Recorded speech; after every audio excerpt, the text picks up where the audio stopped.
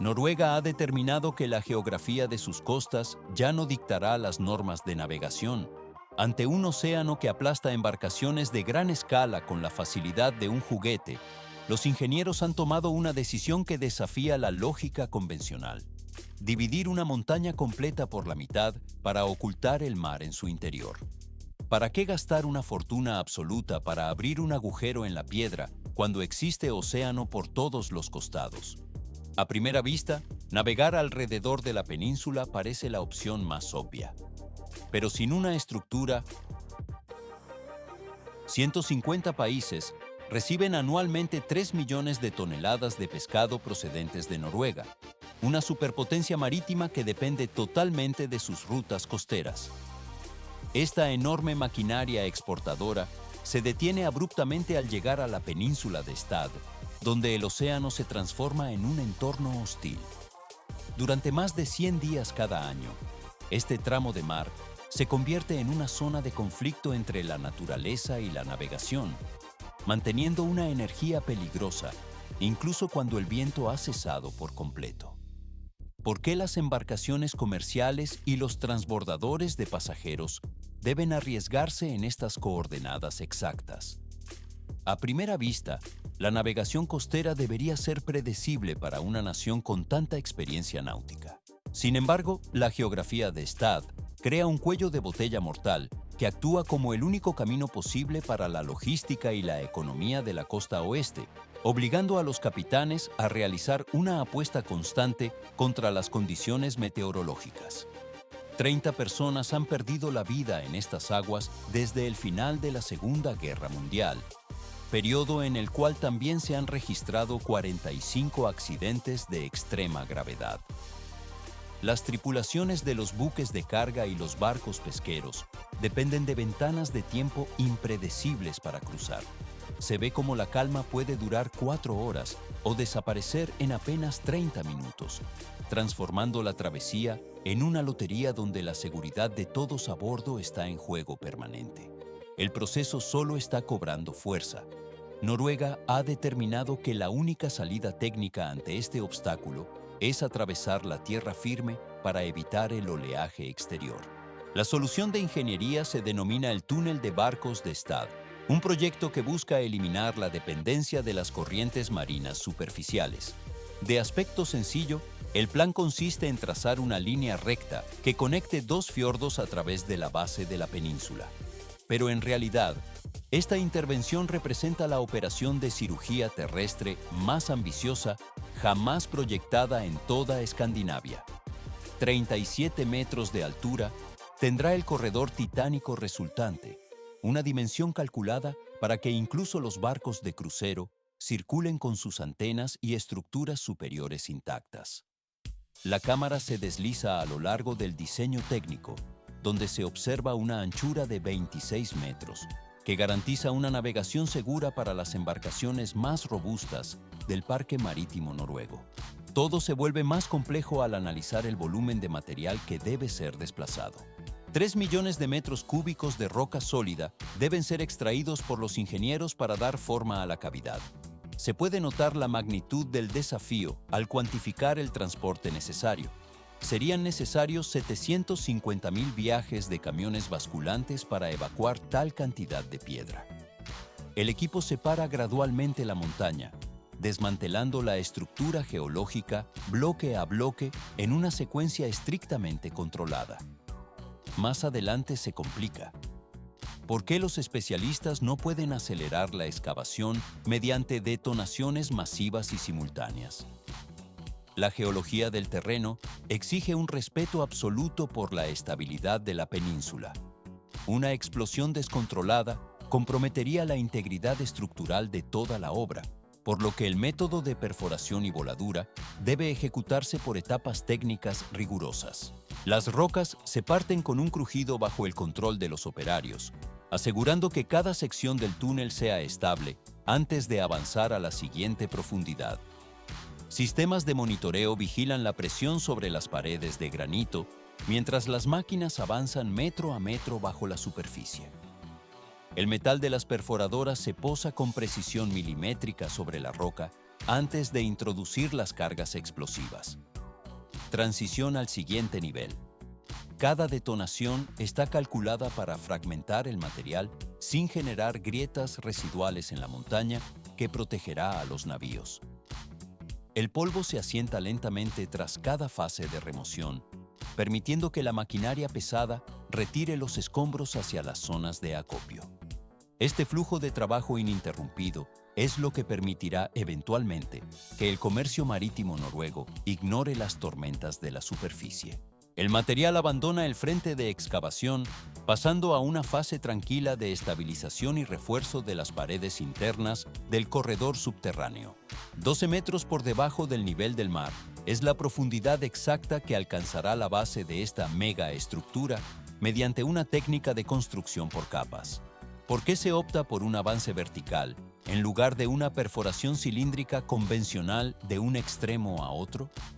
Una broca gigante no es la herramienta adecuada para este diseño, por lo que los ingenieros ejecutan una excavación descendente de arriba hacia abajo.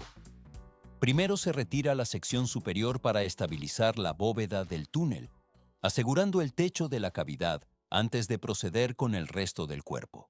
Pero esto es solo el comienzo.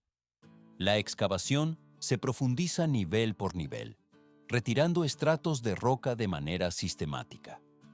Se puede notar cómo el equipo pesado avanza en secciones horizontales, similar a fatiar un bloque gigante de granito mediante el uso coordinado de explosivos y excavadoras hidráulicas de dimensiones masivas. El proceso solo está cobrando fuerza. Las detonaciones constantes tienen consecuencias físicas inevitables en la estructura geológica. A primera vista, la fuerza de la dinamita parece el método más eficiente, pero en realidad, las paredes de roca que han sido dinamitadas presentan superficies irregulares, colmadas de aristas afiladas y fisuras profundas. En un túnel diseñado para el tránsito rodado, estas imperfecciones se corrigen simplemente con una capa de concreto proyectado. Sin embargo, en un conducto destinado a ser inundado, la rugosidad de las paredes genera una turbulencia crítica en el fluido. Más adelante se complica. Si el flujo de agua se vuelve caótico debido a las paredes ásperas, los buques que transiten por el interior perderían el control de maniobra. Por esta razón, los ingenieros noruegos implementan una tecnología de cortes de extrema precisión que utiliza hilos de diamante. Se ve como cables de acero, densamente poblados con diamantes industriales, giran a velocidades de rotación elevadas para seccionar el granito con una limpieza absoluta. Todo se vuelve más complejo.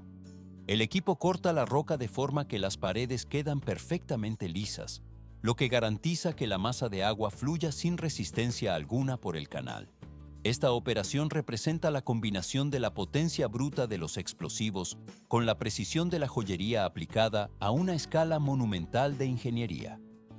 Perforar el orificio es solo el 50% de la labor total, y esto no es el límite.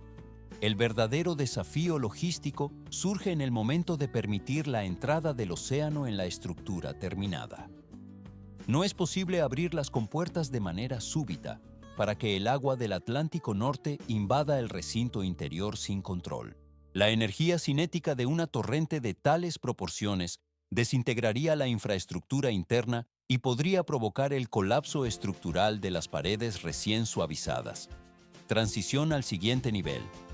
La operación de inundación se proyecta como la maniobra hidráulica más delicada de los últimos 100 años. Durante toda la fase de edificación, el interior del túnel se mantiene completamente seco y aislado del entorno marino. El equipo utiliza barreras de acero temporales instaladas con rigor en ambas extremidades para contener la presión externa. El material alcanza la preparación para la forma y el proceso de llenado controlado asegura la integridad de cada metro de roca expuesta. Desde aquí, la transformación se mueve hacia la siguiente fase de procesamiento sin prisa. 8 metros. Esa es la distancia promedio entre los indicadores lumínicos que transforman el suelo del túnel en una pista de aterrizaje de aspecto futurista. ¿Por qué estas luces no cumplen una función meramente estética de visibilidad? En un entorno confinado bajo miles de toneladas de roca, la señal de satélite del sistema de posicionamiento global puede presentar fallos críticos. Por esta razón, los capitanes de los navios deberán guiar sus embarcaciones siguiendo estrictamente líneas de luz de diferentes colores, las cuales delimitan la trayectoria de navegación segura a través de la montaña. El proceso solo está cobrando fuerza. Una vez instalada la infraestructura, el procedimiento de inundación se ejecuta con una precisión absoluta. Válvulas de diseño especial regulan la entrada del flujo hídrico de manera pausada, lo cual permite equilibrar la presión interna tonelada por tonelada contra las paredes de la estructura. Se puede notar cómo el nivel del agua asciende gradualmente hasta alcanzar un punto de equilibrio total. Solo en el instante exacto en que la altura del agua en el interior es idéntica a la del mar exterior, se procede a la retirada de las barreras físicas. En ese momento, el océano queda integrado de forma definitiva dentro de la montaña. A primera vista, maniobrar navíos de miles de toneladas de peso dentro de un tubo de piedra parece una operación de riesgo extremo, pero en realidad el túnel operará bajo un sistema de tráfico de sentido único estrictamente coordinado. Los buques realizarán el tránsito hacia el norte durante un intervalo de 1 hora completa, tras lo cual el flujo de navegación se invertirá hacia el sur durante los siguientes 60 minutos. Todo se vuelve más complejo en el centro de monitoreo de tráfico de embarcaciones. Este núcleo operativo funciona bajo el mismo esquema de una torre de control de un aeropuerto internacional. Radar de alta frecuencia, sensores térmicos de precisión y cámaras de visión infrarroja vigilan cada centímetro de la superficie acuática y las paredes de roca. El equipo detecta instantáneamente cualquier anomalía, como la detención inesperada de un motor o el desvío de un casco. Se ve cómo los operadores supervisan las pantallas, mientras la tecnología de rastreo asegura que no existan colisiones en el espacio confinado. Pero esto es solo el comienzo. La entrada del túnel ha sido concebida como una obra maestra de ingeniería defensiva por el prestigioso escritorio de arquitectura Snøhetta. La entrada no consiste en una perforación simple o un agujero rudimentario en la piedra. Las laderas de la montaña se han cortado siguiendo un patrón de terrazo de piedra escalonado. ¿Por qué se ha optado por esta geometría tan específica y costosa? A simple vista, parece una decisión puramente arquitectónica. Sin embargo, estos escalones de piedra actúan como amortecedores físicos de energía, fragmentando la fuerza de impacto de las olas marinas antes de que el agua consiga penetrar en el interior del túnel. La ingeniería observa y aprende de los patrones de la naturaleza para lograr domar sus fuerzas más destructivas mediante el diseño estructural. Es una transición al siguiente nivel de protección costera. No obstante, la innovación a una escala tan masiva conlleva una carga financiera excepcionalmente elevada. Al momento de la aprobación inicial del proyecto, el presupuesto total se fijó en aproximadamente 426 millones de euros, una cifra considerada alta, pero dentro de los márgenes de gestión gubernamental. Más adelante se complica debido a factores externos impredecibles. Como sucede frecuentemente en las perforaciones de túneles a gran profundidad, la geología del terreno presentó desafíos técnicos no previstos. La inflación en los mercados globales, la complejidad de las formaciones rocosas y el encarecimiento de los materiales de construcción provocaron que el presupuesto se disparara hasta alcanzar los 880 millones de euros. Esta cifra representa más del doble de la estimación financiera original. Tal incremento de costes desencadenó una crisis política de gran magnitud en la administración pública. El gobierno noruegués, ante la presión económica y la incertidumbre de los gastos finales, tomó la decisión de congelar el desarrollo del proyecto temporalmente. Se puede notar la tensión en la planificación de una obra que desafía los límites de la inversión estatal. El material y la maquinaria permanecen en espera mientras se evalúa la viabilidad de continuar con la construcción. El metal y la roca aguardan una resolución definitiva sobre la financiación de la infraestructura. Esta fase de pausa administrativa permite un análisis profundo de los recursos necesarios para finalizar el túnel. El proceso de gestión presupuestaria cierra esta etapa, abriendo el camino a futuras negociaciones técnicas. 1.000 millones de euros. Esa es la cifra aproximada que puso en duda la viabilidad de un proyecto destinado a ahorrar tan solo unos minutos de navegación. La incertidumbre inicial sobre el gasto masivo generó intensos debates sobre la rentabilidad de la obra frente al tiempo ganado. Sin embargo, el Parlamento Nacional decidió intervenir al comprender que la infraestructura no representaba únicamente un ahorro temporal, sino un pilar para la supervivencia y la estrategia del país a largo plazo. ¿Por qué se decidió reabrir las negociaciones con los contratistas en lugar de cancelar el proyecto definitivamente? El objetivo central era optimizar cada centavo del presupuesto sin comprometer los estándares de seguridad estructural. A través de este ajuste financiero y técnico, se proyecta que la nueva autorización oficial para el inicio de las obras se otorgue en el año 2026. Existen limitaciones físicas insuperables dentro de la ingeniería de este conducto, ya que las dimensiones del túnel no son infinitas. Se puede notar cómo los supernavios portacontenedores de la clase Panamax, piezas clave en el movimiento de la economía global, poseen una anchura excesiva para transitar por el interior. Estas grandes embarcaciones continuarán enfrentando las marejadas y las tormentas en mar abierto. Pero esto es solo el comienzo. El diseño nunca contempló a los gigantes transoceánicos, sino que se centró en la flota costera que mantiene el suministro vital del país. Se estima que el 81% de todo el tráfico marítimo actual de la región podrá utilizar el túnel de manera efectiva. La verdadera eficiencia económica se deriva del ahorro de combustible y de la regularidad operativa de las rutas. El proceso solo está cobrando fuerza. Actualmente, los barcos consumen toneladas de diésel mientras luchan contra olas gigantescas o permanecen anclados durante días esperando que el clima mejore.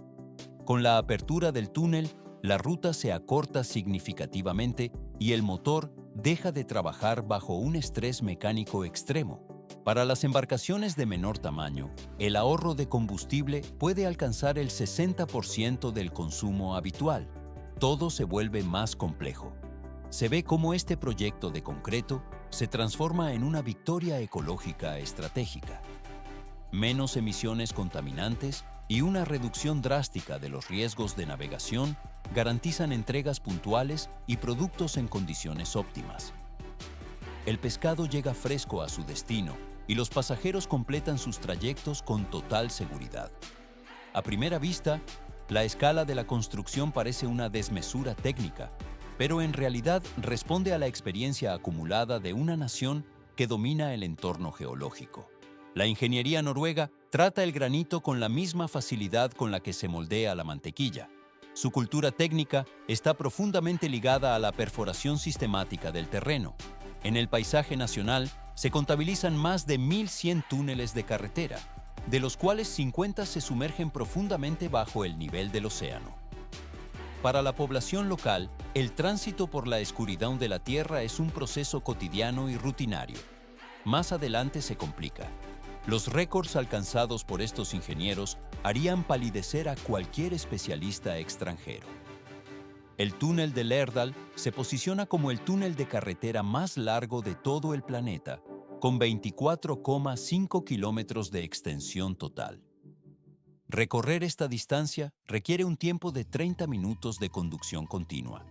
Para prevenir el cansancio o el pánico de los conductores, se implementó una psicología de iluminación avanzada. Cada 6 kilómetros se han construido cavernas especiales bañadas por una luz azul brillante que simula el amanecer. Este estímulo visual engaña al cerebro para mantenerlo en un estado de alerta y calma simultánea. Transición al siguiente nivel. El proyecto Rockfast busca ahora la construcción del túnel subacuático más profundo del mundo, descendiendo hasta los 392 metros bajo la superficie del mar. La presión hidrostática a esa profundidad es esmagadora para cualquier estructura convencional. Pero lo más impresionante ocurre en la escuridad presurizada del lecho marino, donde se proyectan rotondas de tránsito subterráneas. Se puede notar cómo los vehículos circulan a casi medio kilómetro por debajo de las olas del Atlántico, integrándose en un sistema de flujo vehicular que desafía las capacidades previas de la ingeniería civil moderna. El material y la técnica alcanzan aquí una etapa de preparación para la forma definitiva. 5.000 metros de profundidad es una medida que la ingeniería noruega ya ha desafiado en sus infraestructuras bajo el agua. Se puede notar un cruce circular iluminado, una estructura masiva donde el conductor tiene la opción de virar hacia una isla o proseguir su camino hacia el continente. ¿Para qué construir una ciudad entera de concreto bajo el lecho marino? A primera vista, parece un despliegue innecesario de recursos, pero sin estas redes subterráneas, la conectividad en una geografía fragmentada por fiordos sería físicamente imposible para el transporte de carga y pasajeros. La nación ya ha perfeccionado la técnica de sellado para impedir que el agua penetre en los túneles destinados a vehículos. Ahora, los ingenieros simplemente invierten esa lógica técnica para garantizar que el agua permanezca dentro de un conducto diseñado para la navegación. El túnel de Navios de Stad no representa un milagro aislado, sino que se posiciona como el siguiente paso lógico en una cronología de conquistas bajo la tierra. El proceso de expansión solo está cobrando fuerza. La ambición noruega no se detiene ante la roca sólida de las montañas. Los especialistas ya analizan los fiordos que poseen una profundidad excesiva para los túneles convencionales y una anchura que supera la capacidad de las pontes suspensas. Se ve cómo la solución emerge en forma de túneles flutuantes submersos. Esta tecnología consiste en dos tubos de concreto de dimensiones gigantescas que flotan a 30 metros bajo la superficie del agua. Más adelante se complica. Estos cilindros masivos se mantienen en su posición mediante pontones situados en la superficie y se encuentran anclados firmemente al fondo del mar. Se puede notar cómo los navios transitan por encima de la estructura, mientras que los vehículos circulan por el interior de los tubos, permitiendo que las ondas pasen sin afectar la estabilidad de la construcción. Si el túnel de navios resulta inusual por su escala, el túnel flutuante representa la transición al siguiente nivel de la ingeniería moderna. 3 millones de metros cúbicos de piedra serán extraídos de la montaña durante las perforaciones, pero esto es solo el comienzo. La roca retirada no se desecha como residuo, sino que se reutiliza para la creación de un distrito completamente nuevo en la ciudad vecina de Moløy. El equipo de construcción transporta los escombros de forma incesante para levantar casas, hoteles y centros comerciales sobre los materiales que antes obstruían el paso. Todo se vuelve más complejo al integrar el desarrollo urbano con la obra civil. Se construye actualmente una plataforma de observación diseñada específicamente para el flujo de visitantes internacionales. Se ve como un navío de crucero de grandes proporciones desactiva sus radares de tormenta y se desliza con un movimiento lento y silencioso hacia el interior de la Tierra. Este evento marca el punto donde la técnica se impone sobre la resistencia de los elementos naturales. Solo parece evidente la construcción de una vía, pero en realidad se trata de un monumento a la persistencia técnica frente a los obstáculos geográficos. El túnel de navíos de Stad funciona como una transición segura que desafía las condiciones climáticas más extremas. La naturaleza estableció una barrera física que parecía insuperable durante décadas. Sin embargo, la intervención humana transforma esa roca en una ventaja logística y habitacional de carácter permanente. El material abandona el horno del ingenio, pasando a una fase tranquila donde la infraestructura servirá a las generaciones futuras. Así concluye una de las etapas clave de la producción de infraestructura noruega. 27 bilhões de dólares. Esse é o custo financeiro combinado de duas das maiores muralhas defensivas erguidas na era moderna, para enfrentar forças da natureza e dinâmicas humanas. De um lado da geografia global, uma estrutura de aço se estende por quase 3.200 quilômetros, atravessando desertos escaldantes, com o objetivo de conter fluxos populacionais. Do outro, o Japão sustenta um escudo titânico de concreto que mergulha em águas gélidas, projetado para interromper o avanço do próprio oceano. Como é possível fixar postes de aço com 9 metros de altura em terrenos de areia movediça ou rocha sólida? A resposta reside na aplicação de matemática avançada, uso estratégico de dinamite e aplicação massiva de concreto. Enquanto tempestades com ondas de 30 metros de altura podem rugir no exterior, destruindo tudo em seu curso, navios navegarão de forma estável pelo núcleo de montanhas sob a luz de dispositivos de diodo emissor de luz, ignorando o caos externo.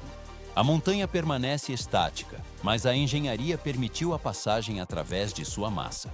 Este processo técnico envolve a análise de como barreiras de 15 metros de altura são concretadas enquanto o Oceano Pacífico lança ondas de força devastadora contra a costa. Mas isto é apenas o começo. A anatomia dessas mega-estruturas revela detalhes que vão desde trincheiras de granito no Arizona até o posicionamento de tetrápodes em Fukushima. A primeira grande batalha física da construção ocorre na escavação da fundação, muito antes de qualquer pilar tocar o céu. Nos Estados Unidos, o desafio geológico exige que a linha da fronteira, com seus quase 3.200 quilômetros, seja tratada de forma distinta a cada milha.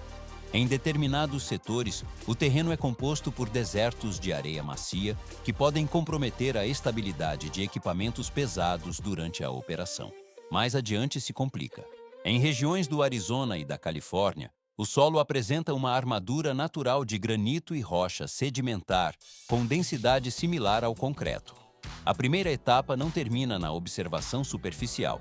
Equipes de topografia realizam perfurações para coletar amostras de solo e calcular a elevação exata com precisão milimétrica. A estabilidade de toda a estrutura metálica depende diretamente do que está oculto sob a superfície terrestre. Se pode notar como as brocas penetram a crosta para garantir que a base suporte o peso e a tensão dos materiais. Parece um processo simples de abertura de buracos, mas, na verdade, a escavação da trincheira é uma operação de alta complexidade técnica. Para sustentar postes de aço de 9 metros de altura contra ventos de grande magnitude, as equipes abrem uma vala contínua e precisa. Esta vala possui entre 60 e 80 centímetros de largura e uma profundidade que varia de 1,80 m até 3 metros. O processo só está cobrando força conforme a profundidade aumenta. No fundo dessa trincheira, as paredes de terra superam em quase 2 vezes a altura de um ser humano médio. Em terrenos de solo macio, as escavadeiras convencionais realizam o trabalho com facilidade relativa. Entretanto, em grande parte da extensão fronteiriça, a presença de rocha impenetrável torna a escavadeira comum uma ferramenta inútil para a progressão da obra. Transição ao seguinte nível. As equipes operam então com maquinário especializado capaz de romper a resistência mineral para permitir que o aço seja inserido em sua posição final. 250 a 400 caballos de potência. Ese es el rango de fuerza bruta que impulsa a los motores diésel de los trenchers en el terreno. ¿Por qué es necesario recurrir a este tipo de maquinaria pesada cuando ya se cuenta con excavadoras convencionales? La respuesta reside en la resistencia extrema de la corteza terrestre, que a menudo presenta estratos de roca tan sólidos que los métodos de excavación estándar resultan ineficientes. Por ello, los equipos de ingeniería deben desplegar rompedores hidráulicos de dimensiones gigantescas acoplados a excavadoras de gran tonelaje para fracturar la superficie. Estas máquinas operan como martelos neumáticos del tamaño de un automóvil, golpeando la superficie rocosa de forma incesante para remover bloques de piedra de gran volumen. Se puede notar cómo el brazo hidráulico se eleva y desciende con un ritmo constante, mientras el sonido del impacto satura el entorno industrial. El progreso en estas condiciones se mide estrictamente en pulgadas, lo que ralentiza la cadena de producción si no se interviene con tecnología más especializada. Pero esto es solo el comienzo. El trencher entra en escena para acelerar esta fase brutal del proceso y garantizar una precisión milimétrica. Se ve cómo esta unidad mecánica, equipada con una sierra de cadena de proporciones colosales, se desplaza sobre el terreno cortando el suelo endurecido con una facilidad mecánica absoluta. Mientras las excavadoras realizan la remoción del material más tosco, el trencher avanza de forma ininterrumpida, perfilando paredes perfectamente rectas y profundizando la zanja hasta alcanzar la cota exacta establecida por los ingenieros. El proceso solo está cobrando fuerza. Simultáneamente, la máquina tritura cualquier resto de roca que permanezca en la trayectoria, dejando el fondo de la trinchera completamente plano y libre de obstáculos. Un sistema de cinta transportadora articulada expulsa los detritos hacia el exterior de la excavación en un flujo continuo de material particulado. Gracias a la intervención de esta unidad mecánica, lo que requeriría semanas de trabajo manual o mediante percusión se resuelve en apenas unos días de operación constante. Todo se vuelve más complejo al procesar cientos de metros de trinchera sin interrupciones. A primera vista, la apertura de la zanja parece el paso definitivo, pero en realidad solo prepara el terreno para la fortificación estructural. Una vez nivelado el lecho de tierra, se procede a la inserción de una jaula de acero compuesta por barras verticales y refuerzos horizontales. Esta estructura metálica recorre la frontera de la excavación, funcionando como una columna vertebral de alta resistencia ante las tensiones del suelo. Transición al siguiente nivel. Inmediatamente después de colocar la armadura, se vierte una capa de concreto reforzado con un espesor que oscila entre los 10 y los 20 centímetros. El equipo vierte la mezcla de forma gradual, permitiendo que el fluido cubra cada sección de la jaula de acero de manera uniforme. Esto genera una base plana y de una estabilidad superior, diseñada específicamente para soportar el peso de los paneles de acero sin riesgo de hundimiento o inclinación lateral. Más adelante, se complica la dinámica de fuerzas. Cuando el concreto completa su proceso de curado y se funde íntegramente con la estructura de acero, se constituye un bloque de cimentación continuo. Esta masa sólida posee la capacidad técnica de resistir fuerzas de torsión masivas provenientes del terreno y de la propia carga superior. El material alcanza la preparación adecuada para la forma final y la estabilidad estructural queda garantizada.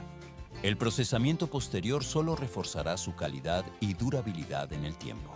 10 milímetros de espesor en las paredes de acero garantizan que la estructura no ceda ante la presión constante de los vientos del desierto. ¿Por qué se utiliza un diseño OCO en componentes que deben soportar tensiones tan extremas? A primera vista, un poste sólido parecería más resistente, pero la ingeniería estratégica dicta que el vacío interior reduce drásticamente el peso para el transporte logístico, permitiendo que los camiones de carga pesada trasladen más unidades por viaje sin sacrificar la estabilidad estructural posterior. El sitio de construcción se transforma gradualmente en una línea de montaje industrial a cielo abierto una vez que la cimentación está terminada. Se puede notar cómo los componentes más visibles, denominados bollards, se elevan mediante el siseo de la hidráulica de los equipos. Estos tubos de acero oco, que presentan formas cuadradas o redondas, alcanzan casi 9 metros de altura. Pero esto es solo el comienzo. 250 a 400 kilogramos es el peso individual de cada uno de estos postes metálicos. Llegan al área de trabajo apilados minuciosamente en plataformas de camiones, asegurados con cintas de acero de alta tensión para evitar que el movimiento los transforme en proyectiles peligrosos durante el tránsito por el terreno irregular. El equipo separa gradualmente los cargamentos para su procesamiento inmediato. Guindastes móviles levantan los faces de postes con movimientos lentos y controlados para depositarlos en zonas de almacenamiento específicas. La fuerza bruta da lugar a la precisión técnica en el canteiro de obras. Se ve cómo, en un área de fabricación temporaria adyacente, los soldadores operan máquinas de alta potencia para fundir los postes y crear paneles modulares. Todo se vuelve más complejo. 4 a 6 postes conforman generalmente cada panel modular, ajustándose a la largura técnica requerida por el diseño del muro. Unir estos gigantes de acero sobre el suelo, en lugar de intentar un alineamiento individual dentro de la estrecha trinchera, Acelera drásticamente los tiempos de instalación en el campo. Transiciona al siguiente nivel. Levantar un panel de acero de 9 metros de altura y 9 metros de largura en mitad del desierto es una operación de alto riesgo constante. El guindaste eleva la estructura, que en este punto actúa como una vela gigante frente a las corrientes de aire. Una rajada de viento fuerte puede provocar que la estructura de varias toneladas oscile de forma peligrosa para el personal. Por eso, 2 a 3 trabajadores en el suelo sostienen firmemente cuerdas de guía, luchando contra la resistencia del viento para posicionar el panel exactamente sobre la vertical de la trincheira.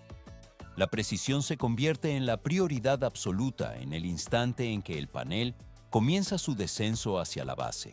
Ingenieros especializados utilizan niveles a láser y herramientas de tensión milimétricas para asegurar la verticalidad total de la pieza. Un error de inclinación de apenas algunos grados podría comprometer la integridad de kilómetros de muro, generando lagunas estructurales o puntos de debilidad críticos. Más adelante se complica. Cada panel se suelda temporalmente a áncoras situadas en la base para mantenerlo inmóvil mientras aguarda el proceso de fraguado.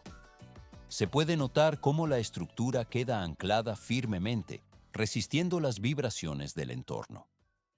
Solo parece evidente que el acero es suficiente por sí mismo, pero en realidad falta el núcleo de la estabilidad.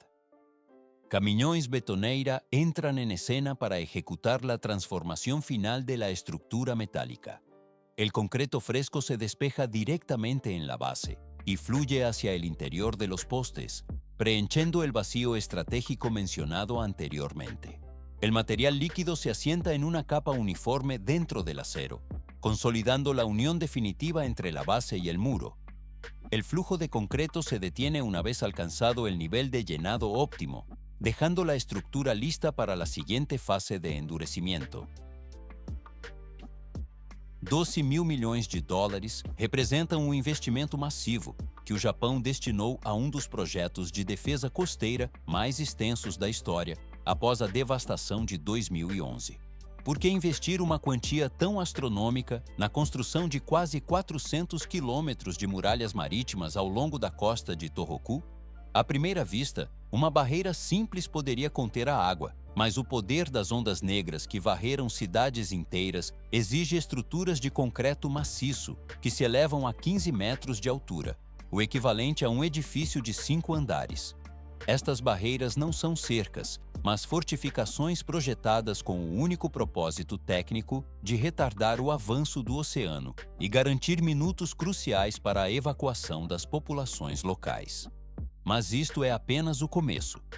O processo de estabilização estrutural ocorre entre o aço e a terra, onde o concreto é vertido para o interior dos tubos de aço ocos. Pode-se notar como o material preenche cada cavidade, eliminando bolsas de ar enquanto a mistura líquida se acomoda. À medida que o concreto endurece, ele transmuta cada poste em um pilar composto que une metal e pedra artificial, o que resulta em um aumento exponencial da resistência mecânica da peça.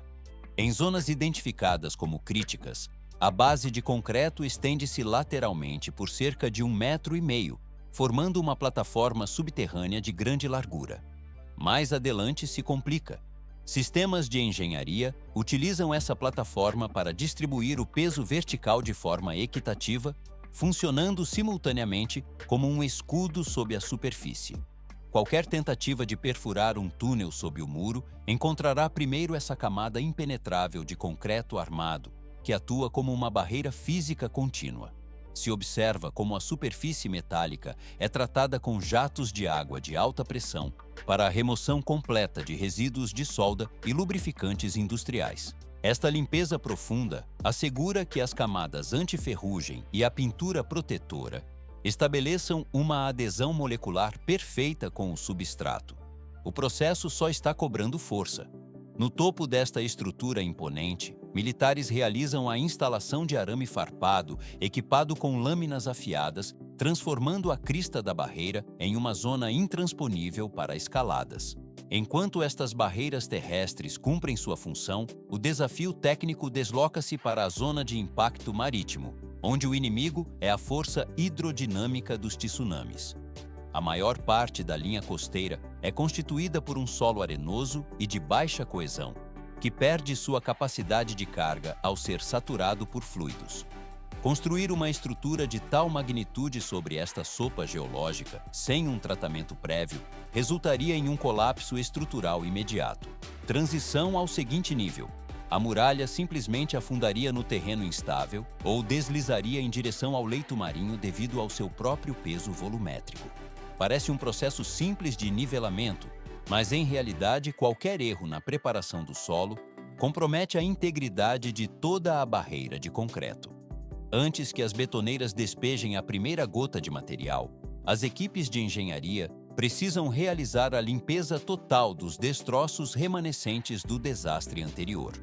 O equipamento pesado remove gradualmente as camadas de sedimentos e restos estruturais, expondo a base para o início dos trabalhos de fundação. O metal e o concreto se unem sob condições de controle rigoroso para garantir a durabilidade diante da corrosão salina. Sensores de pressão e densidade monitoram a estabilidade do solo, enquanto as máquinas operam ininterruptamente na borda do oceano. A resistência de cada pilar é testada individualmente para suportar a energia cinética das ondas de choque. O material abandona a fase de preparação, passando a uma etapa tranquila de cura e consolidação final. 24 metros. Essa é a profundidade exata que alcançam os poços de fundação, escavados pelas máquinas em determinados trechos da costa japonesa. A execução desse projeto exige inicialmente a construção de complexas estradas de acesso, pátios para o armazenamento de materiais e estações de mistura de concreto. Os engenheiros realizam essas tarefas operando em um ambiente de combate constante contra o ciclo das marés e a incidência de chuvas torrenciais. Mas isto é apenas o começo. Por que as fundações precisam mergulhar de forma tão drástica abaixo do nível do solo? À primeira vista, uma barreira superficial poderia parecer suficiente para conter o oceano. No entanto, sem uma base que exceda em profundidade a própria altura da muralha visível, o impacto de uma onda gigante poderia tombar a estrutura inteira instantaneamente. A maior parte da massa e da resistência física dessas barreiras permanece oculta sob a superfície, funcionando de maneira análoga a um iceberg de concreto que garante estabilidade absoluta. Para viabilizar o trabalho técnico próximo à linha da água, as equipes de engenharia instalam ensecadeiras e muros de contenção temporários de alta resistência. O equipamento remove a água do mar das zonas de escavação, isolando o setor e gerando ilhas secas artificiais, onde o solo arenoso pode ser tratado. Mais adiante se complica. O solo recebe injeções sistemáticas de camadas de pedra britada e areia compactada para alcançar o índice necessário de estabilização mecânica. Muitas vezes, a estrutura exige reforços adicionais mediante a inserção de estacas de aço ou pilares de concreto de grande profundidade. Sobre essa base técnica preparada, ocorre o despejo de uma laje de fundação maciça e consideravelmente larga.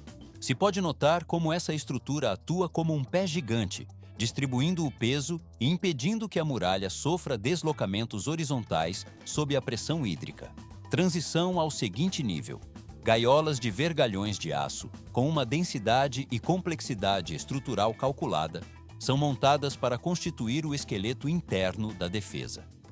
Moldes gigantescos de cofragem são posicionados ao redor dessas armaduras metálicas, enquanto o concreto é bombeado de forma contínua para o interior das formas. O processo apenas está cobrando força. Cada bloco individual, que se estende por dezenas de metros de comprimento, passa por um período de cura controlada antes de ser conectado firmemente ao bloco adjacente. O equipamento gradualmente molda uma barreira contínua que serpenteia pela linha costeira de forma ininterrupta. Parece um processo simples de construção de paredes, mas em realidade, uma superfície vertical simples seria vulnerável ao receber toda a energia cinética da onda de uma só vez. Por esta razão, o desenho técnico japonês incorpora superfícies inclinadas e sistemas de degraus projetados para dissipar a energia da água através da fragmentação do fluxo.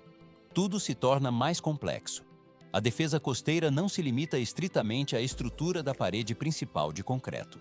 No lado voltado diretamente para o oceano, instalam-se milhares de unidades de concreto com geometrias especiais conhecidas como tetrápodes. Se vê como essas peças de engenharia se entrelaçam para quebrar a força das correntes antes que elas atinjam a fundação. O material abandona a fase de concretagem, passando a uma fase tranquila. Dolosi. Esos bloques de hormigón con una geometría compleja se apilan sistemáticamente en la base de la estructura. ¿Por qué se utilizan formas tan irregulares en lugar de bloques rectangulares sencillos?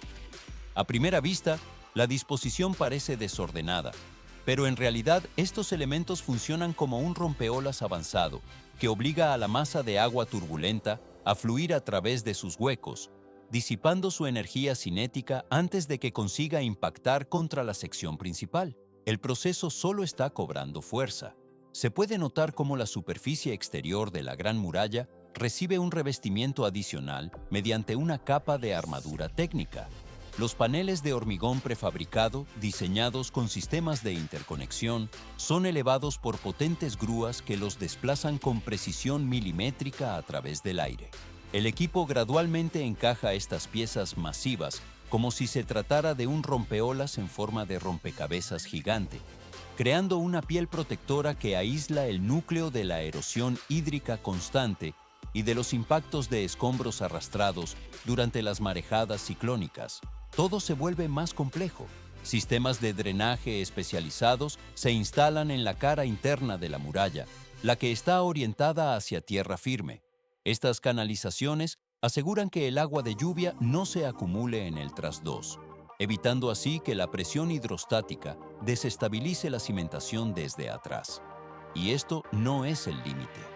27.000 millones de dólares invertidos en proyectos, millones de toneladas de hormigón y acero movilizadas, y cientos de kilómetros de barreras físicas construidas. Al analizar estas dos megaestructuras en paralelo, se manifiesta un contraste técnico evidente en cuanto a materiales y objetivos fundamentales. El acero de origen estadounidense se eleva buscando la altura y una transparencia visual estratégica para gestionar los movimientos humanos en el entorno desértico. En cambio, el hormigón de ingeniería japonesa prioriza la masa crítica y la profundidad estructural para oponerse a la fuerza física bruta de la naturaleza en el borde oceánico. Pero esto es solo el comienzo. Ambas obras de ingeniería representan la determinación técnica de la humanidad. Son evidencias de que, mediante la asignación de recursos masivos y el uso de cálculos avanzados, es posible establecer límites físicos en el terreno o en el lecho marino para salvaguardar las construcciones civiles. Ya sea frente a organizaciones criminales o ante la llegada de un tsunami, estas paredes simbolizan la búsqueda de estabilidad en un entorno de variables caóticas. Más adelante se complica. La historia técnica demuestra que la confrontación entre la ingeniería de estructuras estáticas y las fuerzas dinámicas de la física terrestre nunca concluye definitivamente. Se ve cómo la escala de los desafíos se transforma gradualmente con el tiempo. 99 millones de toneladas de tierra y roca representan una masa equivalente a una montaña entera que debe ser desplazada. Este esfuerzo de proporciones titánicas no se diseñó con el objetivo de erigir un túmulo funerario para la realeza, sino que responde a una necesidad logística diferente. El proceso solo está cobrando fuerza. Mover semejante volumen de material sólido utilizando únicamente la fuerza manual, sin el apoyo de una sola máquina motriz, redefine los límites de la capacidad operativa humana. Las rocas se parten con un crujido bajo el esfuerzo constante, mientras la excavación avanza centímetro a centímetro. Transición al siguiente nivel. El material se marcha más allá por la cadena de la historia constructiva. Centenas de estruturas de pedra surgem na paisagem como as pirâmides de Gizé, mas seu propósito busca um objetivo ainda mais impossível: ressuscitar uma terra tecnicamente morta. Em uma região geográfica onde as florestas desapareceram por completo e a umidade do solo evaporou sob o sol.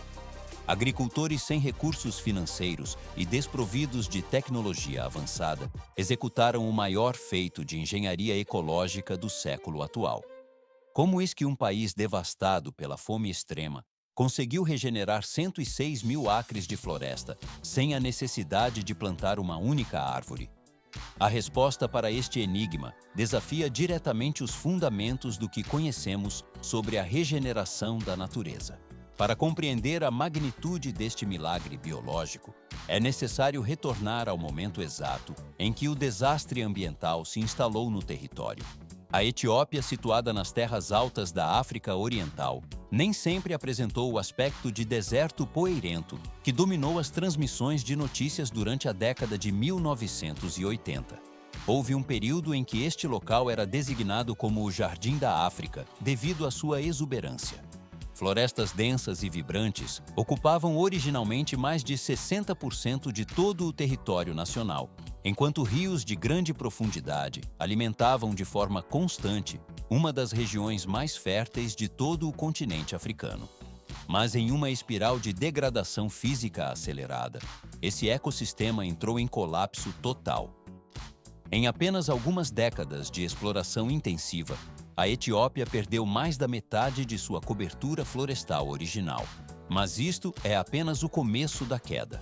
No ano de 1982, o cenário tornou-se tecnicamente apocalíptico para a sobrevivência humana. A cobertura vegetal havia caído para o índice crítico de apenas 3% do território. Das 77 mil milhas quadradas de áreas verdes documentadas anteriormente, restavam apenas 12 mil milhas quadradas fragmentadas. Onde antes pulsava a vida biológica, agora existia apenas uma crosta mineral dura, seca e totalmente estéril.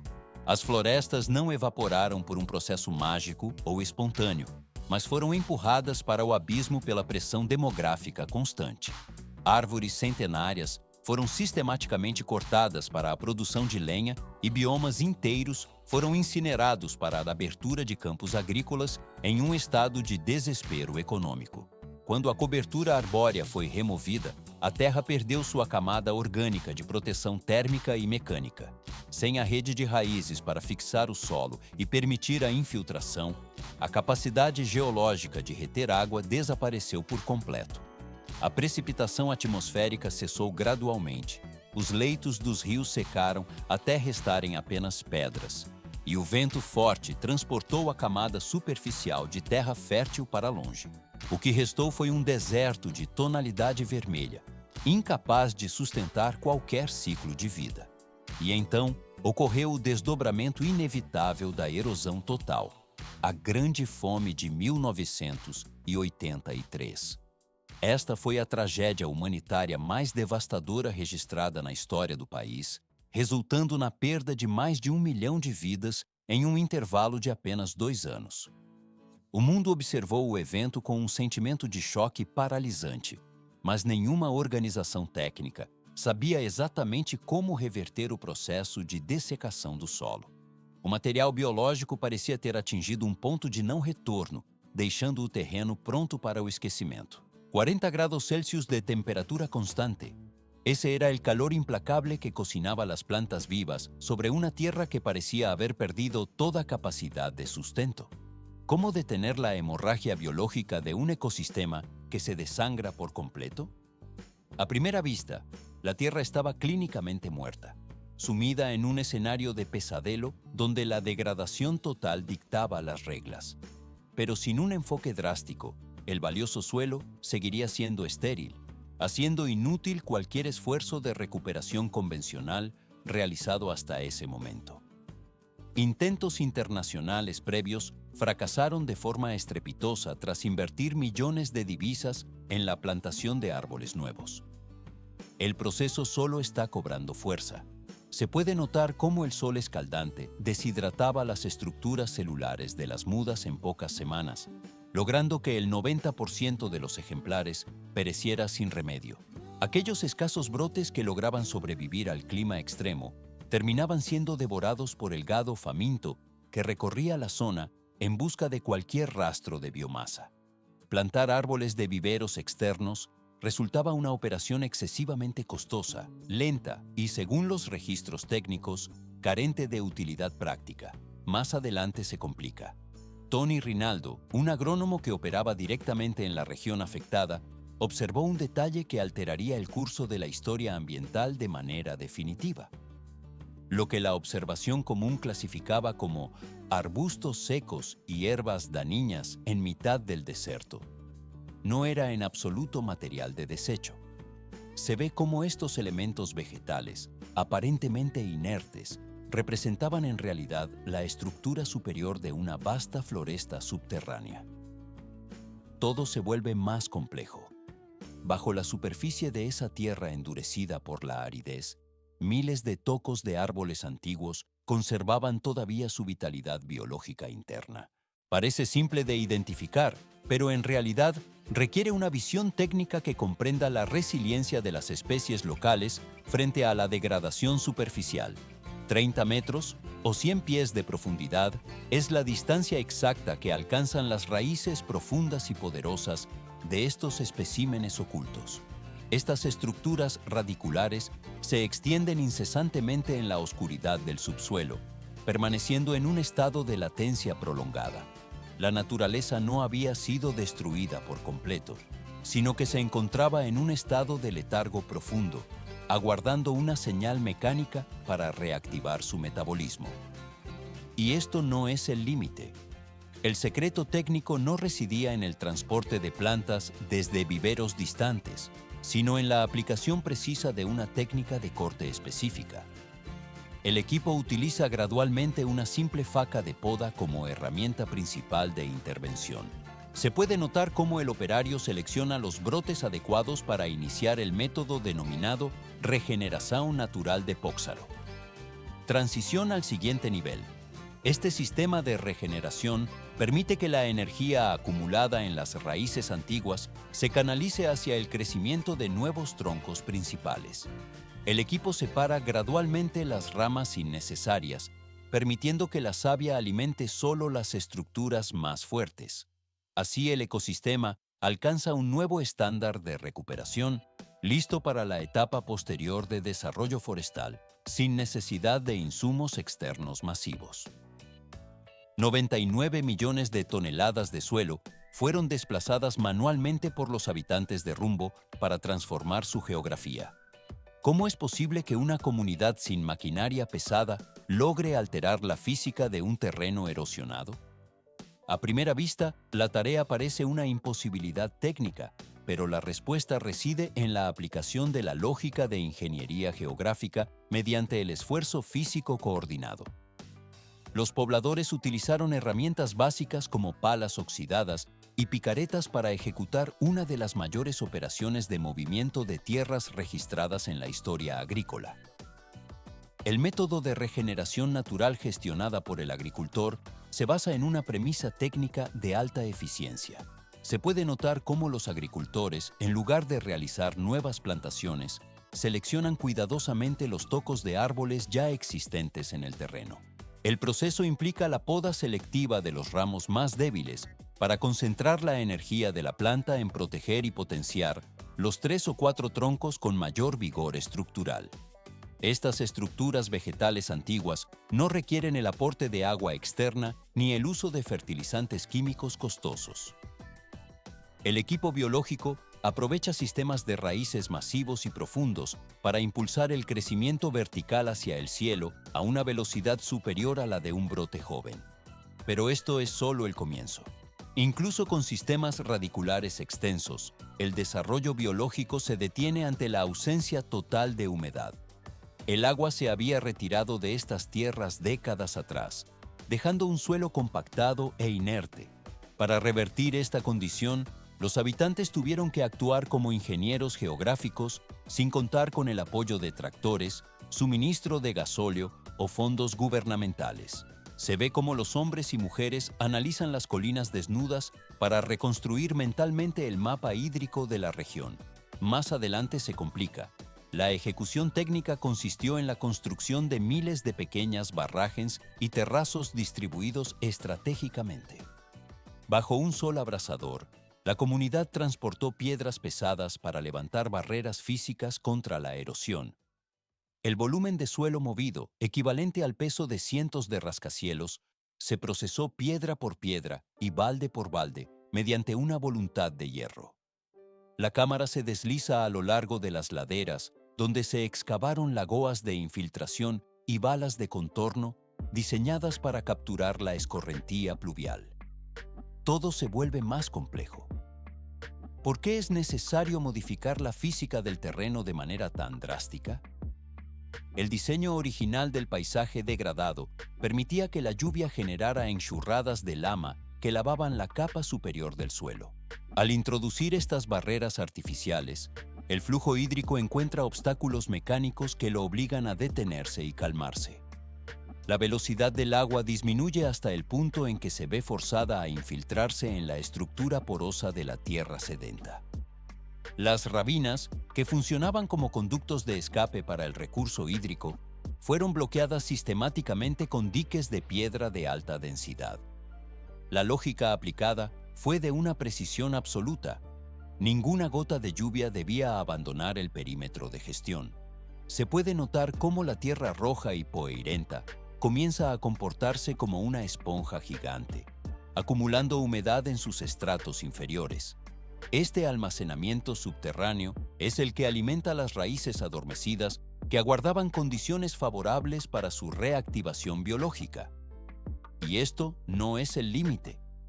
Parece un proceso puramente físico, pero en realidad, la ingeniería social representó la mitad del desafío operativo. La comunidad debió implementar una normativa estricta para prohibir el pastoreo libre de ganado en las zonas de recuperación de las colinas. Durante generaciones, las cabras y ovejas habían consumido sistemáticamente cada broto verde que emergía de la superficie, impidiendo la regeneración del ciclo forestal. Esta decisión colectiva permitió que el estrato vegetal se desarrollara sin la interferencia de la fauna doméstica. El material biológico y el suelo ahora trabajan en una fase de estabilización controlada. El proceso de recuperación del ecosistema se consolida mediante el mantenimiento constante de las estructuras de retención de agua. La transformación del paisaje continúa bajo la vigilancia técnica de quienes movieron cada centímetro de tierra. El ciclo de crecimiento se mantiene activo mientras el agua permanece retenida en los acuíferos locales. El material está listo para moverse a la siguiente fase de processamento sem prisa.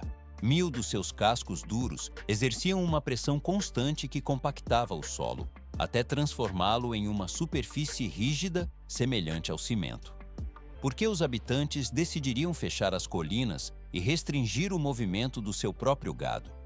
A princípio, tal medida parecia um erro estratégico, pois significava isolar a principal fonte de alimento e rendimento da comunidade. Mas, na realidade, sem essa exclusão total, a erosão teria tornado a terra permanentemente estéril, impedindo qualquer forma de sobrevivência futura. Este sacrifício imenso exigiu a divisão técnica da terra em 3 zonas rigorosas e bem definidas. Os vales foram destinados exclusivamente aos sistemas de irrigação controlada, enquanto as encostas médias foram preparadas para o desenvolvimento da agricultura de subsistência. O topo das colinas foi declarado sagrado e intocável, funcionando como um santuário para a regeneração natural da floresta. Mas isto é apenas o começo. O silêncio desceu sobre as colinas à medida que a atividade humana cessava. Sem o impacto mecânico constante dos cascos e sem a remoção agressiva da biomassa pelas bocas famintas dos animais, a resposta biológica da natureza foi imediata e potente. Em apenas uma única estação chuvosa, a vegetação retomou o território com uma densidade impressionante. Onde antes se via apenas a pedra nua e o solo exposto ao sol, arbustos densos começaram a cobrir a superfície terrestre de forma sistemática. 160% de aumento na cobertura vegetal foi apenas o primeiro marco registrado.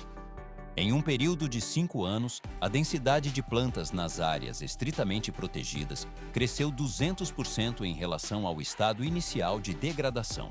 A disciplina de ferro imposta pelos aldeões garantiu o intervalo temporal necessário para que os processos ecossistêmicos se estabilizassem. O processo só está cobrando força. Pode-se notar como a umidade matinal passou a durar o dobro do tempo nas camadas inferiores da vegetação. Este fenômeno criou um microclima fresco e estável, que favoreceu a colonização por insetos polinizadores. O equipamento de monitoramento natural, representado pelo retorno de pássaros que não eram vistos na região há décadas, confirmou a reconstrução da cadeia da vida, elo por elo. Tudo se torna mais complexo a partir deste ponto. Parece simples observar o crescimento das plantas, mas o verdadeiro impacto ocorreu abaixo da superfície. A água voltou a surgir, não através de intervenções externas como caminhões-pipa ou redes de tubos de plástico, mas brotando diretamente das fendas da terra. 13 nascentes naturais originais da região, que estavam completamente secas e existiam apenas nos relatos dos anciãos, voltaram a ser o foco das atenções técnicas. As novas árvores e os terraços de pedra construídos manualmente funcionaram como barreiras físicas eficazes. A água da chuva, em vez de escorrer superficialmente e causar erosão, infiltrou-se profundamente nas camadas geológicas. Este processo permitiu recarregar os aquíferos subterrâneos que estavam exaustos há gerações. Transição ao seguinte nível. 6 dessas 13 nascentes anteriormente declaradas mortas começaram a jorrar água cristalina com um fluxo constante e vigoroso. Não se tratou de um evento hidrológico temporário ou sazonal ligado a uma tempestade isolada. Elas mantêm agora o seu fluxo durante os 12 meses do ano, independentemente das oscilações climáticas externas. Se vê como o choque térmico e visual afeta a percepção de uma criança que cresceu em um ambiente de escassez absoluta ao ver o líquido fluir. O metal e a pedra agora trabalham em harmonia com o ciclo hidrológico recuperado. O material biológico estabilizado permite que o ecossistema opere de forma autônoma. O fluxo hídrico abandona as montanhas e segue o seu curso natural pelo vale, consolidando a restauração. 99 millones de toneladas de tierra movidas exclusivamente mediante el esfuerzo manual representan la base física de esta transformación estructural. ¿Cómo es posible que una población transforme un desierto en un ecosistema vibrante sin recurrir a maquinaria pesada? El interrogante encuentra su respuesta en la observación de la dinámica hídrica, donde la intervención humana permitió que el agua aprendiera a permanecer en el territorio. En las aldeas donde antes el polvo dominaba el paisaje, se ve ahora cómo los riachuelos fluyen de manera constante frente a las viviendas. Pero esto es solo el comienzo. Los antiguos leitos secos de los ríos han experimentado una metamorfosis técnica, convirtiéndose en corrientes de flujo suave que depositan capas de lodo fértil a lo largo de todas las márgenes. Se puede notar cómo el equipo de excavación rudimentaria logró estabilizar el terreno. Antes, las mujeres caminaban durante horas interminables bajo la radiación solar extrema con el único objetivo de llenar un jarro con agua barrenta y contaminada. Ahora, el sistema de gestión hídrica ha instalado fuentes de agua limpia en las proximidades de los hogares. Todo se vuelve más complejo al analizar el impacto en la estructura social. A primera vista, la recuperación del suelo parece un proceso puramente ecológico, pero en realidad se trata de una restauración del ciclo hidrológico completo. Este avance técnico demostró que la Tierra no se encontraba en un estado de muerte biológica, sino que sufría un proceso severo de deshidratación mecánica. Al sanar las capas superficiales del suelo, el agua comenzó a infiltrarse de nuevo en los acuíferos subterráneos. El proceso solo está cobrando fuerza.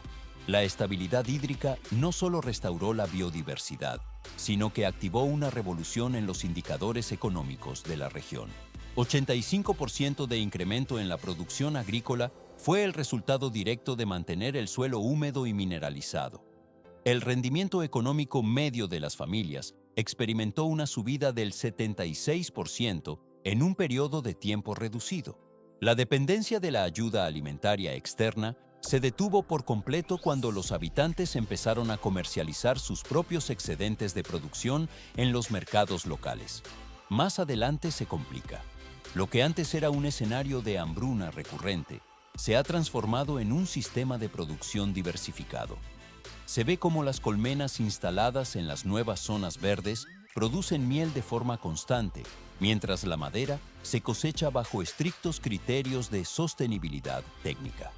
La biomasa forestal se ha convertido en un activo financiero real, permitiendo incluso la venta de créditos de carbono certificados a las organizaciones de las Naciones Unidas. La floresta actúa ahora como una entidad bancaria natural que genera intereses compuestos expresados en términos de vida biológica. El proceso solo está cobrando fuerza. El éxito inicial de esta metodología no se detuvo en las fronteras locales. 106.000 acres en el territorio de Etiopía marcaron el punto de partida de un modelo que se expandió por el continente africano con la velocidad de una reacción en cadena.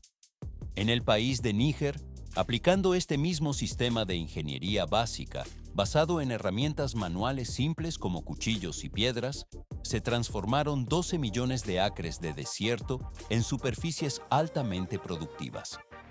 Las aspas del viento ya no levantan arena, sino que el follaje protege el suelo de la erosión. Transición al siguiente nivel. En Burkina Faso, las colinas antes estériles se presentan hoy como densas formaciones boscosas. Estas zonas forestales alimentan actualmente a millones de personas gracias a la recuperación de los sistemas naturales. Se confirma así que la solución a los problemas globales no reside exclusivamente en la tecnología de alta complejidad, sino en la escalabilidad y el respeto absoluto por la mecánica del entorno. ¿Es posible generar una cobertura forestal completa sin haber plantado una sola semilla de forma artificial? La evidencia física se encuentra grabada de forma permanente en la nueva geografía de Etiopía. Y esto no es el límite. 99 millones de toneladas de sedimentos desplazados no se utilizaron para erigir monumentos de piedra fría, sino para consolidar el futuro de la vida orgánica en el planeta. Debajo de la superficie de nuestros pies, las soluciones técnicas ya existen de forma latente, esperando ser activadas. El material geológico responde a la presión de la mano humana, configurando una nueva realidad productiva. El proceso pasa suavemente a la transformación final de la Tierra. 5.000 milhões de galões de água doce fluem todos os dias sob um sol implacável que consome a paisagem. Como uma nação sem uma única gota de água superficial desafiou as leis da natureza para construir a maior rede de suporte à vida de que se tem registro na história? O território parece rejeitar a existência humana, mas uma fita de aço e betão, com comprimento suficiente para completar 35 voltas ao redor do planeta Terra, sustenta agora o que antes era impossível. Raízes antigas e sementes que permaneceram adormecidas durante séculos aguardam apenas o momento em que a intervenção humana pare de confrontar os ciclos naturais. A natureza não exige uma reinvenção total, mas sim o espaço necessário para que a umidade regresse aos estratos secos.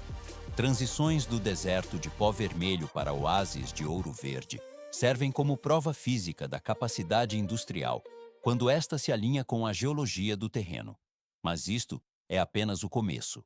Para compreender a magnitude deste sistema mecânico, é necessário primeiro registrar o impacto do calor extremo na infraestrutura. Na Arábia Saudita, os termômetros alcançam frequentemente os 122 graus Fahrenheit. Segundo qualquer mapeamento climático convencional, a vida em grande escala nestas coordenadas geográficas seria tecnicamente inviável devido à dessecação constante. A topografia de Planalto atua como uma barreira física que bloqueia as nuvens de chuva, impedindo sistematicamente que a umidade proveniente do mar alcance as zonas do interior. 98% do solo é composto estritamente por areia escaldante, que se desloca com o vento. Durante milênios, a permanência humana nestas latitudes dependeu exclusivamente de variáveis aleatórias e da localização de oásis isolados. Mais adelante se complica. A era moderna e o crescimento demográfico geraram uma necessidade hídrica que os ciclos naturais superficiais não conseguem suprir. Apenas 68 a 90 metros cúbicos de água natural por ano é o volume máximo a que cada cidadão tem acesso através de fontes renováveis.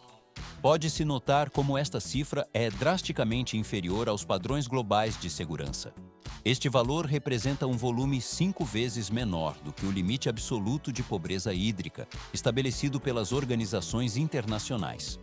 Se compararmos este dado com os 9.000 metros cúbicos disponíveis para um cidadão médio na América do Norte, a disparidade técnica torna-se evidente. A biologia humana impõe limites rígidos que a engenharia deve resolver. Um indivíduo consegue sobreviver 3 semanas sem a ingestão de alimentos, mas a privação de líquidos interrompe as funções vitais em poucos dias. Nestas condições, a gestão da água deixa de ser uma questão de infraestrutura para se tornar uma operação de sobrevivência nacional. Todo o processo só está cobrando força. Os engenheiros decidiram inverter a perspectiva de busca e focar os seus esforços no subsolo profundo. Máquinas de perfuração começaram a penetrar a crosta terrestre, atravessando camadas densas de sedimentos em busca de aquíferos fósseis. Estas reservas líquidas, acumuladas ao longo de milhares de anos em formações rochosas porosas, representam cápsulas do tempo geológico. A extração exige que bombas de alta pressão tragam o recurso de profundidades onde a pressão e a temperatura são elevadas. A estrutura destas perfurações deve suportar a abrasão da areia e a corrosão mineral constante. O metal das tubagens desce verticalmente enquanto os sensores monitorizam a pureza do fluxo capturado.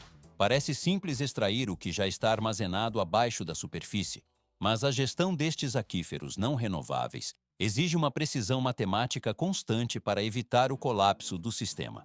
Cada metro cúbico retirado é um recurso que não regressará ao ciclo a curto prazo, o que obriga a uma distribuição eficiente através de milhares de quilômetros de condutas.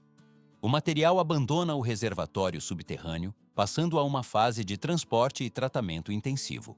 Milhares de brocas perfuraram o solo do deserto a partir da década de 80, iniciando uma sucção que extraiu trilhões de galões de recursos hídricos acumulados durante milênios. Para que extrair uma quantidade tão massiva de água de camadas subterrâneas profundas em uma região árida?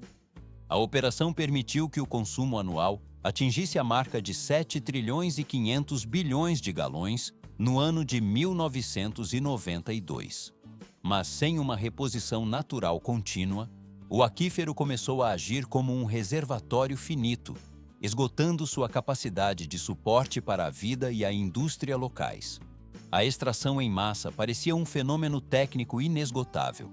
Pode-se notar como as plataformas de perfuração operavam ininterruptamente para sustentar um volume de água capaz de preencher mais de 27 mil edifícios em Empire State até o topo. Mas o processo só estava cobrando força para uma crise iminente. A realidade geológica estabelece que a água subterrânea fóssil não possui ciclo de renovação, comportando-se mecanicamente da mesma forma que um poço de petróleo. Vazio é o estado permanente de um reservatório fóssil após a retirada total do seu conteúdo. O equipamento de monitoramento registrou uma queda drástica de quase 500 pés no nível da água do aquífero vital de Al-Assa, em um intervalo de apenas 25 anos. Trata-se de um colapso que ocorre abaixo da superfície, onde as bombas trabalham contra uma pressão cada vez menor. Transição ao seguinte nível. Até o ano de 2012, 80% de todas as reservas subterrâneas, que somavam 132 trilhões de galões, foram completamente removidas do subsolo. 6 trilhões e 500 bilhões de galões eram consumidos anualmente pela agricultura no deserto até o ano de 2015. A câmera se desliza ao longo de vastas extensões de plantações que dependiam exclusivamente dessa extração profunda para sobreviver ao calor extremo. Tudo se torna mais complexo quando a escassez física força uma interrupção abrupta nos métodos tradicionais de irrigação. Mais adiante se complica. O setor agrícola precisou implementar freios rigorosos para evitar o exaurimento total dos poços restantes. Campos de trigo sedentos foram abandonados ou passaram por um processo de modernização tecnológica com a instalação de sistemas de gotejamento e sensores eletrônicos de umidade. O consumo de água no campo apresentou uma queda de 40% após essas intervenções técnicas. Nas áreas urbanas, as autoridades implementaram multas pesadas contra o desperdício, monitorando o fluxo de cada gota através de hidrômetros de alta precisão. Mas isto é apenas o começo da busca por uma alternativa viável. A economia de recursos hídricos funcionou apenas como uma medida temporária diante de uma ferida geológica aberta. A população manteve um crescimento constante, gerando uma demanda por consumo que a terra já não podia suprir através de seus aquíferos esgotados. A busca por uma fonte infinita tornou-se a única saída logística para evitar o colapso total do abastecimento. O oceano circundante apresentava-se como a única opção volumétrica disponível, apesar de sua composição química letal para o consumo humano direto. A salinidade da água do mar exige uma tecnologia de transformação profunda para que o líquido se torne potável e útil para a indústria. A solução encontrada exigiu a aplicação de força bruta industrial em uma escala sem precedentes na engenharia moderna. Os projetistas decidiram ferver o mar para separar os minerais da base líquida de forma sistemática. O processo só está cobrando força. Transformar água salgada em vapor é o método técnico escolhido para isolar o cloreto de sódio e outros componentes sólidos. O vapor resultante passa por um processo de resfriamento, onde é condensado de volta ao estado líquido, agora como água pura e destilada. O metal das tubulações brilha sob o calor intenso, enquanto o fluido se movimenta pelos trocadores de calor. Parece um experimento de laboratório ampliado para dimensões monumentais. O material avança agora para a fase de purificação em grande escala. 41 usinas de dessalinização gigantescas operam atualmente ao longo das extensas costas do Mar Vermelho e do Golfo Pérsico na Arábia Saudita. Por que manter uma infraestrutura de aço tão titânica em escala nacional? A resposta reside na necessidade vital de abastecer 35 milhões de pessoas em um ambiente desértico, transformando essas catedrais de metal em pilares de sobrevivência. Estas unidades produzem aproximadamente 3 bilhões de galões de água doce a cada 24 horas, o que equivale a 22% de toda a produção global de água dessalinizada no planeta Terra. O processo apenas está cobrando força. Se pode notar como a escala desta operação supera qualquer comparação internacional direta. Ao somar a capacidade combinada de todas as usinas de dessalinização situadas nos Estados Unidos, o resultado atinge menos de 1/5 do volume total gerado pela Arábia Saudita. Isto ocorre mesmo com a costa americana sendo consideravelmente mais extensa em termos geográficos. Mas isto é apenas o começo. No centro dessa complexa tempestade de engenharia, destaca-se o complexo de Ras Al Khair. Esta instalação não se limita a ser uma fábrica convencional, funcionando como uma verdadeira cidade industrial dedicada exclusivamente ao processamento de água. Apenas esta unidade produz 264 milhões de galões por dia, volume suficiente para o abastecimento de quase 2 milhões de lares americanos típicos. Tudo se torna mais complexo. O equipamento gera 2.400 megawatts de eletricidade para sustentar tal nível de produção massiva. Esta magnitude energética equivale à potência de 2 reatores nucleares de médio porte, operando em plena capacidade.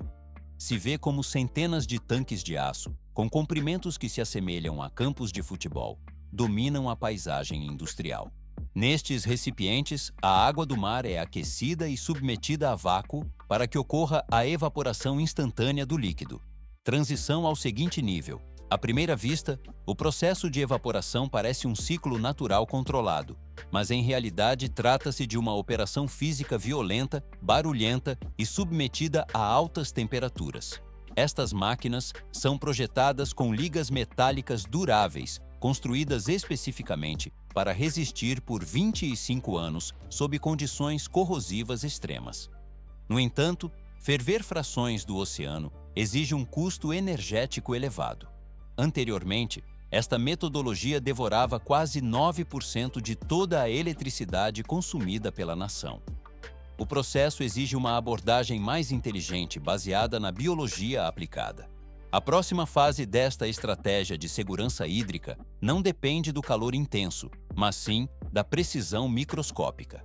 A tecnologia utilizada é a osmose reversa, que altera fundamentalmente a mecânica da separação salina. Em vez de empregar fogo e vapor para a mudança de estado físico, os sistemas aplicam pressão extrema para empurrar a água salgada contra membranas de polímero especiais. A câmera se desliza ao longo destas superfícies sintéticas que representam a fronteira final da filtragem industrial. Mais adiante se complica. Estas membranas possuem apenas alguns milionésimos de polegada de espessura em sua estrutura molecular. Os poros contidos nessas folhas são tão incrivelmente diminutos que atuam como uma barreira física absoluta contra os solutos. Pode-se notar como a água atravessa o polímero, enquanto o sal é retido de forma implacável pela malha microscópica. O material abandona esta fase de filtragem, passando a uma fase tranquila de distribuição. Assim, o processo fecha esta fase de purificação, abrindo o caminho para a estabilização hídrica subsequente. 99% es el nivel de pureza exacto que alcanza el agua tras atravesar este complejo sistema de filtración industrial. ¿Por qué los ingenieros confían tanto en estas membranas de alta tecnología? A simple vista, el agua parece limpia antes del proceso, pero en realidad contiene una masa de minerales y agentes microscópicos que deben ser eliminados por completo. Solo bajo una presión extrema se logra que el líquido atraviese las capas moleculares, dejando atrás incluso a los virus más pequeños. La eficiencia